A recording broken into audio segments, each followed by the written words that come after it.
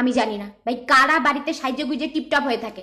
আমি তো বাড়িতে কাজের মাসির মতন থাকি। আমাকে না জানা যদি হঠাৎ বাড়িতে কেউ চলে আসে তাহলে শিওর আমাকে কাজের লোক ভাববে, না তো হাতে 2 টাকা গুজে দিয়ে চলে যাবে ভিখারি ভাবে। ভাই কাজে দিদিরাও না আমার থেকে বেশি টিপটপ থাকে, কিন্তু আমি থাকি পাগলের মতন। ছেঁড়া ফাটা বস্তা পচা রং চটা জামা কাপড় পরি। লোকে দেখলে মনে করবে এর বোধহয় আর জামা কাপড় নেই। এদিকে দেখো আলমারি ভর্তি জামা কাপড়, কিন্তু আমি পরবো এই পেতা নেতা জামা। যত আমি বাড়িতে থাকি তত আমাকে হোমলেস লাগে, নেশাখোর মাতাল। মাঝে মাঝে তো চুলটাও আছড়াতে ইচ্ছা করে না আমার। মাথায় একটা ঘুটা করে রাখি, এই জন্য কেউ হঠাৎ চলে আসলে আমার দরজা খুলতে আধা ঘন্টা সময় লেগে যায়।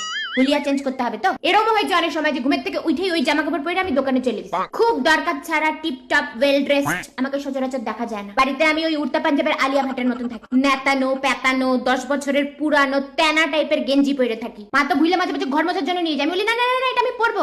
আমার ভালো জামা কাপড় থাকলেও আমার পরতে ইচ্ছা করে না গো, পরবো আমি এই গেঞ্জিগুলা, এগুলা দিয়ে আমি কমফোর্টেবল। মাঝে মাঝে জামাও আমাকে বলে যে এইবার তো আমাকে রিজেক্ট কর। বাড়িতে রীতিমতো আমি ধাওয়া খাইছি, তোর কি আর কোনো জামা কাপড় নেই? আমার তো মনে হয় যে ফাংশনে আমি বাড়ির জামা কাপড় পরেই চলে যাই, নিহাতি স্বাস্থ্য হবে দেখে আমার ফাংশনে যাইতে ইচ্ছা করে না। আমাকে যেভাবে ডেইলি লোকে ভিখারির লুকে দেখতে দেখতে অভ্যস্ত, মাঝে মাঝে হঠাৎ একটু টিপ আইলাইনার করলে লোকে ভাবে যে বাবা কি মাঞ্জা দিছে। মাঞ্জা দিই নাই রে ভাই, মুখ ধুইছি আজকে।